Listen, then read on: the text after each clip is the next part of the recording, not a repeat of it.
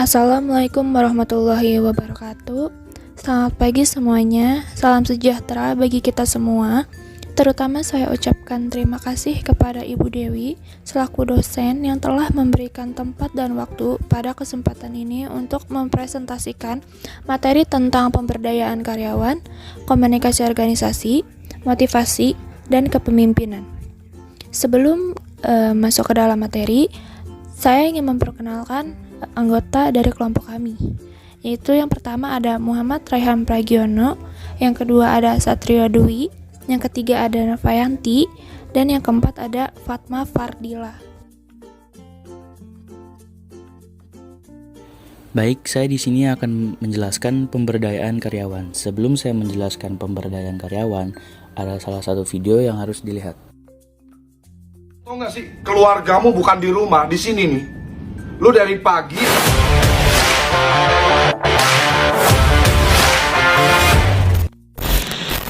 Baru-baru ini, viral sebuah video seorang bos di suatu perusahaan, memberikan nasihat berharga kepada seluruh karyawannya, yang membuat publik salut. Video tersebut diunggah oleh akun @john.lbf, pada Kamis 13 Oktober 2022. Tampak seorang bos suatu perusahaan mengumpulkan semua karyawannya untuk diberikan nasihat. Ia memberikan beberapa poin yang harus didengar dan dilakukan oleh karyawannya. Pertama, ia mengingatkan bahwa karyawan yang ada di kantor semua adalah keluarga.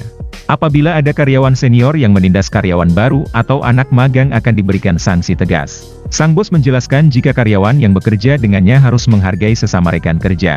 Ia mendidik para karyawan untuk mengambil ilmu sebanyak-banyaknya saat bekerja di perusahaan miliknya. Keluargamu bukan di rumah, di sini nih. Lu dari pagi sampai malam ada di kantor. Ketemu mamamu paling sebentar aja, 1 jam 2 jam. Ketemu istrimu, suamimu cuma 1 jam paling. Habis itu tidur, besok kerja lagi. Ini keluarga lu, jadi kalau lu nggak nyaman, lu tolong lapor ke saya, khususnya anak-anak baru nih. Kalau sampai ada dibuat nggak nyaman sama senior, lapornya ke saya. Seniornya saya pecat. Ya, senior harus dukung anak baru. Sekali lagi saya kasih tahu teman-teman, bukan untuk bikin kaya gua sama pasangan, gua udah kaya. Unggahan itu pun sontak menuai atensi dari warganet hingga mendapatkan komentar yang beragam. Untuk apa? Ini terus kita mau rekrut orang kerja, ngajarin bibit-bibit supaya dia bisa kerja, supaya dia punya usaha, berproses di sini. 2 tahun, 3 tahun aja kerja sama saya, habis itu lu keluar. Serius nih saya bilang, jangan lama-lama kerja, ambil ilmu sebanyak-banyaknya, 3 tahun keluar. Bikin usaha apa kek. Ya, jangan jadi karyawan seumur hidup. Saya nggak kepingin kalian kerja sama saya 5 tahun, 10 tahun, 15 tahun, nggak kepingin saya. Ya, ambil ilmu sebanyak-banyaknya dari HFF sama sebulan punya skincare, 2-3 tahun keluar. Bikin usaha, kumpulin, gajinya ditata yang bagus, punya tabungan, tata masa depannya, mumpung masih muda. Pemberdayaan karyawan. Pemberdayaan karyawan atau empowerment adalah upaya yang dilakukan oleh perusahaan atau pimpinan dalam memampukan atau memberikan kesempatan, kepercayaan, tanggung jawab, dan wewenang kepada karyawan untuk merencanakan, melaksanakan, dan mengendalikan rencana pekerjaan menjadi komitmen dari karyawan itu sendiri. Aspek-aspek pemberdayaan karyawan. Yang pertama ada kepercayaan, 2 kewenangan, 3 tanggung jawab. Kepercayaan mengacu pada kekuasaan untuk mencapai kemampuan mereka di dalam menghadapi tantangan yang mereka hadapi. 2. Kewenangan mengacu pada pengaruh yang dimiliki di dalam keputusan administratif atau strategi organisasi. 3. Tanggung jawab mengacu pada tingkat kepedulian atau tanggung jawab seseorang di dalam mengemban tugas atau posisi yang dipercayakan. Karakteristik pemberdayaan, sense of meaning. Meaning merupakan nilai tujuan pekerjaan yang dilihat dari hubungannya pada idealisme atau standar individu. 2. Sense of competence, yaitu kompetensi Kompetensi atau self-efficacy merupakan kepercayaan individu akan kemampuan mereka dalam melakukan aktivitas mereka dengan menggunakan keahlian yang mereka miliki. 3. Sense of self-determination. Hampir sama dengan kompetensi. Bila kompetensi merupakan keahlian dalam berperilaku, maka self-determination merupakan suatu perasaan memiliki suatu pilihan dalam membuat pilihan dan melakukan suatu pekerjaan. 4. Sense of impact. Impact atau dampak merupakan derajat di mana seseorang dapat mempengaruhi hasil pekerjaan baik strategis, administratif, maupun operasional. Hal ini yang dapat menjadikan kepuasan terhadap kinerja diri. Selanjutnya ada tahap-tahap pemberdayaan. A. Yang pertama, desire. Tahap pertama dalam model empowerment adalah adanya keinginan dari manajemen untuk mendelegasikan atau melibatkan pekerjaan. Yang kedua ada trustee. Setelah adanya keinginan dari manajemen untuk melakukan pemberdayaan, langkah selanjutnya adalah membangun kepercayaan antara manajemen dan karyawan. Adanya saling percaya di antara anggota organisasi akan tercipta kondisi yang baik untuk pertukaran informasi dan saran. Hal-hal yang termasuk dalam trust yaitu 1. Memberi kesempatan pada karyawan untuk berpartisipasi dalam pembuatan kebijakan. Kedua, menghargai perbedaan pandangan dan menghargai kesuksesan yang diraih oleh karyawan. 3. Menyediakan akses informasi yang cukup. Yang C, confident. Langkah selanjutnya setelah adanya saling percaya adalah menimbulkan rasa percaya diri karyawan dengan menghargai terhadap kemampuan yang dimiliki oleh karyawan. Hal-hal yang termasuk tindakan yang dapat menimbulkan confident antara lain yaitu 1. Menggali ide dan saran dari karyawan. 2. Memperluas tugas dan membangun jaringan antara departemen. 3. Menyediakan jadwal job, instruction, dan mendorong penyelesaian yang baik. Selanjutnya ada credibility. Langkah keempat menjaga kredibilitas dengan penghargaan dan mengembangkan lingkungan kerja yang mendorong kompetisi sehingga terciptanya organisasi yang memiliki performance yang tinggi. Selanjutnya ada accountability. Selanjutnya adalah pertanggungjawaban karyawan pada wewenang yang diberikan dengan menetapkan secara konsisten dan jelas tentang peran, standar, dan tujuan tentang penilaian terhadap kinerja karyawan. Tapi ini sebagai sarana evaluasi terhadap kinerja karyawan dalam penyelesaian dan tanggung jawab terhadap wewenang yang diberikan. Yang terakhir ada communication. Langkah terakhir adalah adanya komunikasi yang terbuka untuk menciptakan saling memahami antara karyawan dan manajemen. Keterbukaan ini dapat diwujudkan dengan adanya titik kritik dan saran terhadap hasil dan prestasi yang dilakukan pekerjaan. Hal-hal yang termasuk dalam komunikasi antara lain yaitu 1. Menyediakan waktu untuk mendapatkan informasi dan mendiskusikan permasalahan secara terbuka. Selanjutnya ada unsur-unsur penunjang pemberdayaan karyawan. 1. Mengembangkan visi bersama. Visi tidak hanya menggambarkan apa yang ingin dicapai oleh suatu organisasi, tapi juga organisasi itu mau menjadi organisasi seperti apa. 2. Mendidik. Ketika staf mengambil keputusan, hal ini memerlukan pendidikan, bukan hanya pelatihan. Pelatihan bertujuan menstandarkan perilaku untuk menjamin bahwa pegawai berperilaku secara konsisten dan dapat diandaikan dalam keadaan tertentu, sedangkan pendidikan bertujuan untuk menciptakan pegawai di mana pegawai harus mampu berpikir sendiri dan harus mengambil keputusan sendiri tentang apa yang harus dikerjakan. Ketiga, menyingkirkan rintangan-rintangan.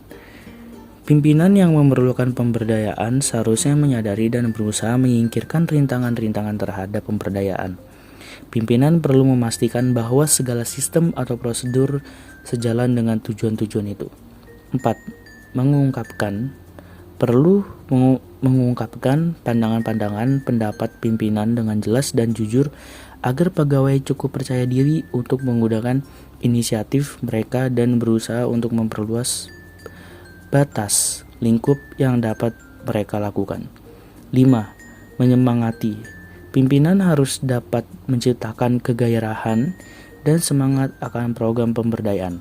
Pimpinan yang baik harus lebih suka membantu pegawai berkembang daripada mengendalikan mereka.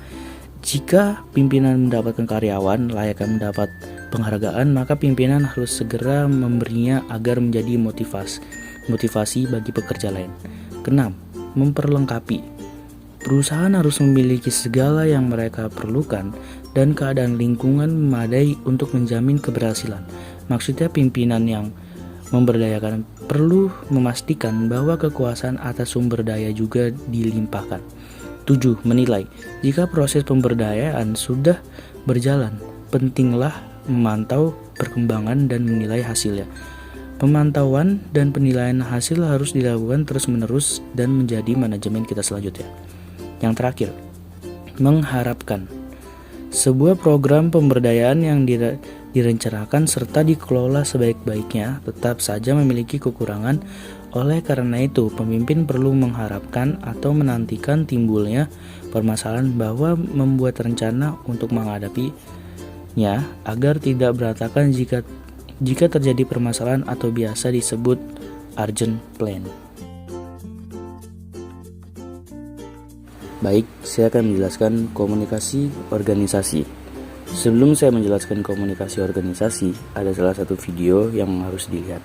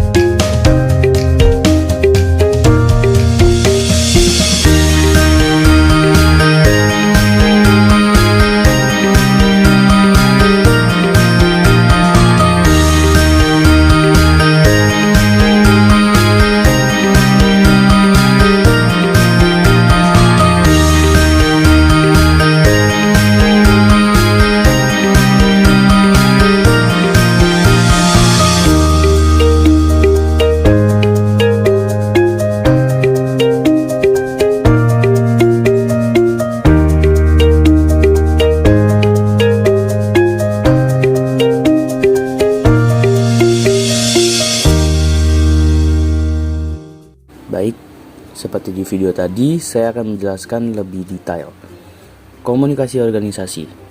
Komunikasi organisasi merupakan bentuk pertukaran pesan antara unit-unit komunikasi yang berada di dalam suatu organisasi. Organisasi terdiri dari unit-unit komunikasi dalam hubungan-hubungan hierarki antara yang satu dengan yang lainnya dan berfungsi dalam suatu lingkungan. Selanjutnya ada teori-teori dan jenis teori komunikasi organisasi. Yang pertama, teori struktural klasik. Teori pertama ini berkembang sejak tahun 1800-an dan dapat disebut sebagai teori mesin. Teori ini menjelaskan bahwa organisasi digambarkan sebagai sebuah lembaga yang sentral akan tugas-tugasnya, serta memberikan petunjuk mekanis strukturalnya yang bersifat kaku, monoton, dan tanpa inovatif. Yang kedua, teori neoklasik atau hubungan manusia. Teori ini diperkenalkan oleh Elton Mayo dan muncul karena adanya ketidakpuasan dengan teori klasik atau teori mesin. Yang ketiga, teori fusi. Teori ini diperkenalkan oleh Bache dan pada tahun 1957 Ergris menyempurnakan pendapat Bache. Teori fusi berawal dari kesadaran Bache pada tahun 1950-an mengenai kepuasan minat manusia yang berbeda-beda dalam suatu birokrasi maupun organisasi. Yang keempat, teori peniti penyambung, atau bahasa kerennya The Linking Pin Model. Teori ini dikembangkan oleh Rennis Linkert yang menggambarkan mengenai struktural organisasi yang saling berkaitan dengan beberapa kelompok.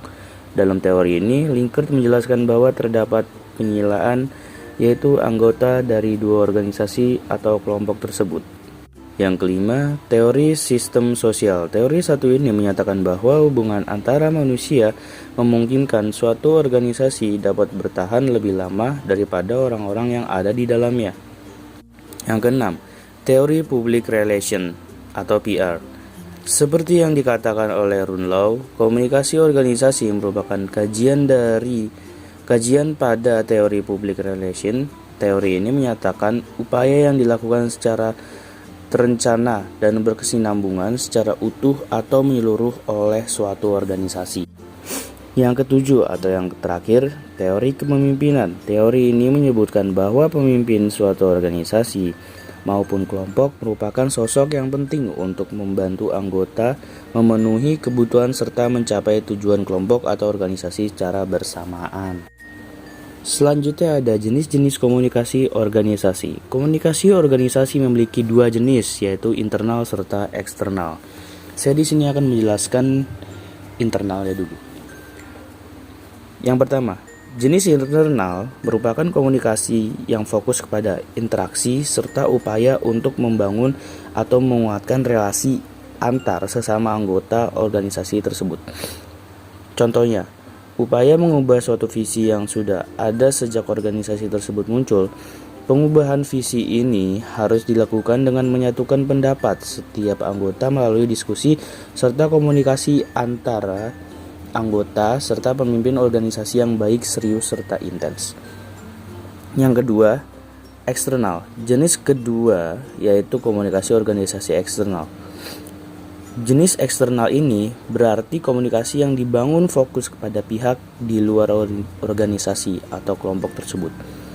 Jenis komunikasi eksternal ini biasanya digunakan jika organisasi tersebut ingin mencari sponsor maupun iklan sehingga membutuhkan pihak dari luar organisasi untuk membantu. Selanjutnya saya akan menjelaskan manfaat komunikasi organisasi. Komunikasi organisasi itu memiliki 5 manfaat. Manfaat pertama, dengan pengetahuan teori komunikasi organisasi, maka sebagai seorang individu yang hidup dalam lingkungan atau kelompok organisasi tersebut dapat memahami posisi kita dalam organisasi atau kelompok tersebut. Manfaat kedua, pemahaman mengenai komunikasi organisasi dapat memperkuat hubungan antara anggota dan pemimpin organisasi. Manfaat ketiga, mempermudah tercapainya tujuan organisasi. Hal ini dikarenakan terbentuknya komunikasi yang baik sehingga antara anggota dan setiap pemimpin unit memahami perbedaan pendapat yang hadir dalam setiap diskusi pada organisasi tersebut. Manfaat keempat, mengetahui teori komunikasi organisasi dapat membuat seseorang individu menyesuaikan diri serta menempatkan diri dengan baik dalam organisasi atau kelompok tersebut. Manfaat kelima atau terakhir, mengetahui tugas seseorang pemimpin dan anggota dalam suatu organisasi. Pemahaman mengenai teori komunikasi organisasi dapat membuat kita sebagian sadar akan tugas-tugas sebagai seorang pemimpin maupun anggota dalam sebuah organisasi. Kesadaran ini dapat meningkatkan kerja maupun efektivitas organisasi untuk mencapai tujuan yang telah ditetapkan oleh bersama. Selanjutnya ada fungsi komunikasi organisasi. Fungsi komunikasi organisasi itu ada fungsi informatif, fungsi regulatif, fungsi persuasif, fungsi integratif. Yang pertama, fungsi informatif. Fungsi yang pertama ini dijelaskan oleh Senjaja bahwa organisasi bertindak sebagai suatu sistem yang memproses informasi. Yang kedua, fungsi regulatif. Fungsi yang kedua, komunikasi organisasi diharapkan dapat memperlancar peraturan serta pedoman yang telah ditetapkan oleh anggota dan pemimpin organisasi tersebut. Selanjutnya ada fungsi persuasif. Fungsi ketiga merupakan fungsi untuk memberi perintah. Fungsi ini dilakukan oleh pemimpin organisasi untuk mempersuasi anggotanya daripada memerintah anggotanya untuk melakukan sesuatu. Oke, penjelasan terakhir dari saya yaitu ada konsep komunikasi organisasi. Goldhaber 1993 menjelaskan bahwa komunikasi organisasi merupakan proses untuk menciptakan serta saling menukar informasi maupun pesan dalam suatu jaringan yang bergantung antara satu sama lain. Konsep komunikasi organisasi memiliki 3 konsep, yaitu yang pertama proses, pesan, jaringan. Jadi saya di sini akan menjelaskan yang pertama, proses. Konsep proses merupakan sistem yang dibutuhkan untuk menciptakan dan saling menukar pesan antara anggota. Yang ketiga, pesan. Sesuai dengan penjelasan sebelumnya, komunikasi organisasi adalah proses bertukar dan menerima pesan. Yang terakhir, atau jaringan. Konsep ketiga merupakan gambaran besar dari organisasi. Organisasi merupakan jaringan di dalamnya. Ada individu yang membentuk jaringan-jaringan tersebut baik di dalam maupun di luar organisasi. Baik, saya akan menjelaskan materi selanjutnya, yaitu motivasi kerja karyawan. Tetapi sebelum masuk ke pembahasan, mari kita simak video berikut ini. Tahu nggak sih kalau 70% dari karyawan merasa tidak termotivasi dalam pekerjaannya saat ini? Berikut beberapa alasannya. Tentu saja hal tersebut tidak dapat dibiarkan.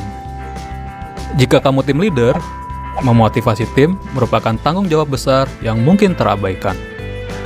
Nah, agar kamu sukses dalam hal ini, yuk coba beberapa tips berikut. Pertama, berikan objektif yang jelas dari pekerjaan mereka. Bekerja tanpa tujuan tentu saja bisa jadi melelahkan. Bahkan, tim kamu juga akan merasa apa yang dikerjakannya tidak ada artinya. Maka dari itu, memberikan tujuan yang jelas dalam pekerjaan menjadi penting untuk dilakukan. Kedua, luangkan waktu kamu untuk memberi feedback. Di tengah kesibukan, kamu dapat menjadwalkan diskusi secara personal. Tidak harus formal, yang penting kamu bisa memberikan feedback terkait kinerja mereka. Selain itu, mereka juga dapat menceritakan perasaannya kepada kamu.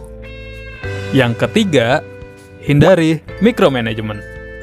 Jika di awal kamu sudah memberikan objektif yang jelas, maka percayakan pekerjaan itu kepada tim kamu.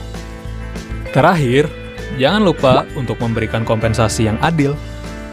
Karyawan dengan gaji yang cukup tentu akan merasa dihargai. Setelahnya, mereka akan berusaha memberikan yang terbaik untuk perusahaan. Baik, sebelumnya saya akan menjelaskan terlebih dahulu apa itu pengertian motivasi. Motivasi adalah suatu proses di mana kebutuhan-kebutuhan mendorong seseorang untuk melakukan kegiatan yang mengarah ke tercapainya suatu tujuan. Sedangkan motivasi kerja adalah sesuatu yang menimbulkan dorongan atau semangat kerja. Selanjutnya yaitu proses motivasi. Kelompok kebutuhan yang belum terpuaskan akan menimbulkan sebuah ketegangan. Maka dari ketegangan itu kita sebagai pemimpin harus memberikan dorongan atau motivasi kepada karyawan dengan sebuah tindakan atau kegiatan agar tujuan yang kita rencanakan itu tercapai.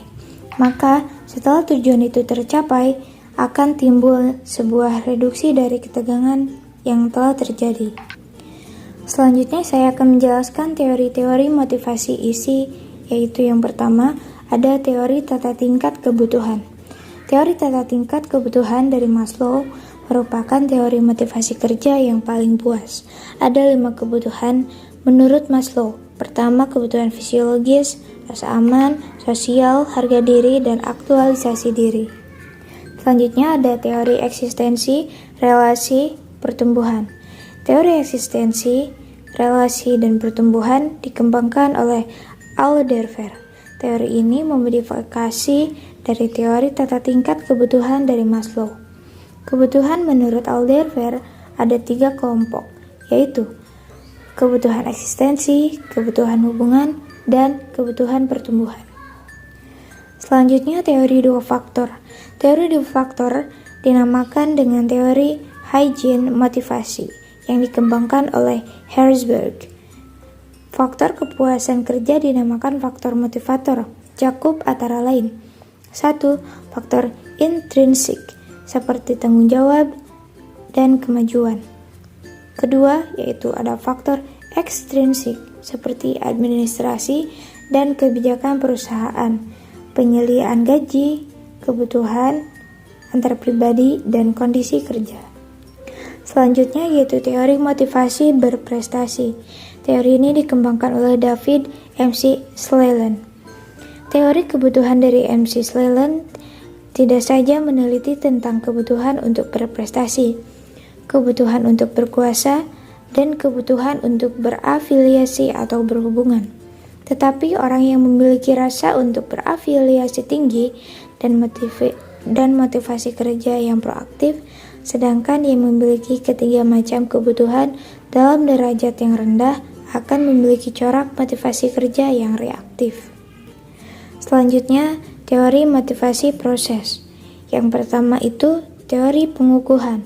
Teori ini berhubungan dengan teori belajar operant conditioning dari Skinner. Teori ini memiliki 2 aturan pokok, yaitu 1. Aturan yang berhubungan dengan perolehan jawaban-jawaban yang benar. Kedua, aturan pokok yang berhubungan dengan penghilangan jawaban-jawaban yang salah. Yang selanjutnya yaitu teori penetapan tujuan. Teori ini dikembangkan oleh Locke yang menjelaskan hubungan-hubungan antara niat dengan perilaku. Individu yang menetapkan sasaran pribadi yang ingin dicapai. Sasaran pribadi memiliki nilai kepentingan pribadi atau valence yang berbeda-beda.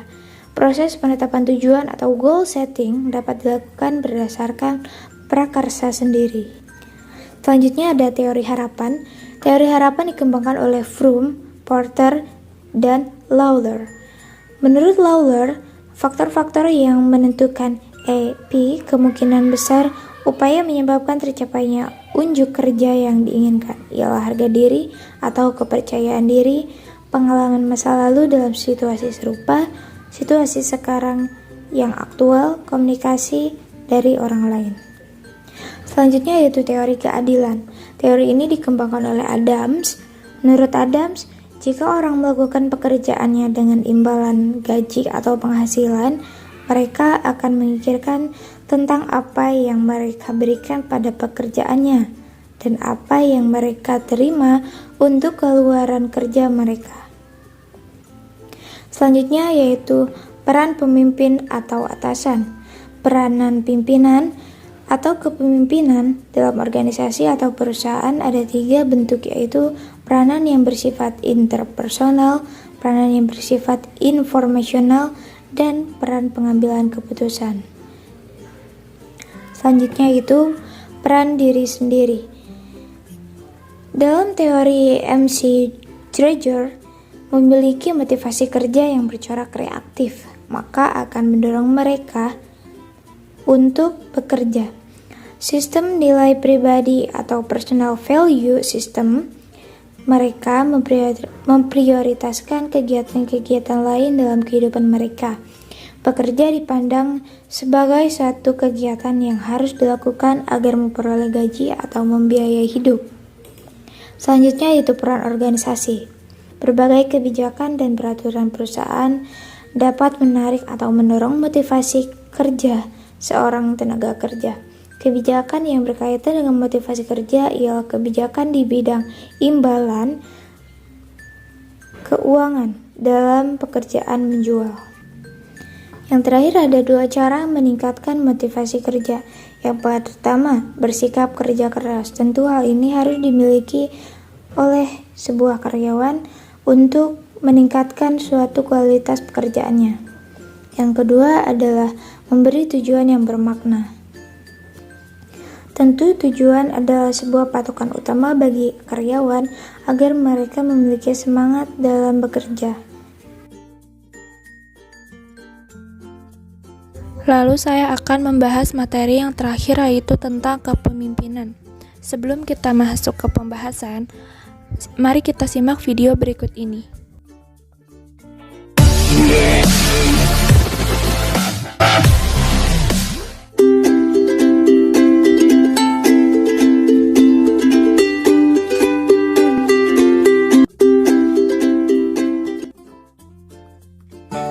Apa itu kepemimpinan?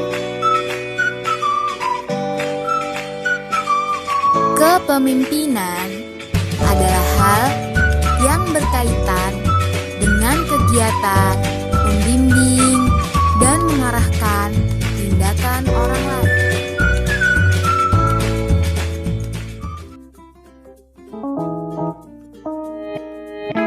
Bagaimana karakteristik pemimpin yang baik?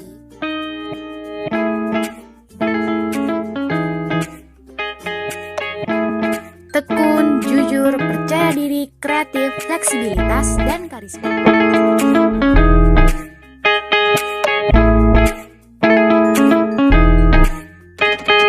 Kemampuan apa yang harus dimiliki oleh seorang pemimpin? Pengetahuan teknologi, organisasi, human relation, pemecahan masalah, pengambilan keputusan, dan perencanaan. Lalu, apa perbedaan antara pemimpin dan manajer? Manajer tanpa memiliki karakteristik sebagai pemimpin berarti ia bukan seorang pemimpin. Tetapi, jika seorang manajer memiliki karakteristik pemimpin dan memiliki kemampuan untuk memimpin, ia layak disebut sebagai manajer yang baik.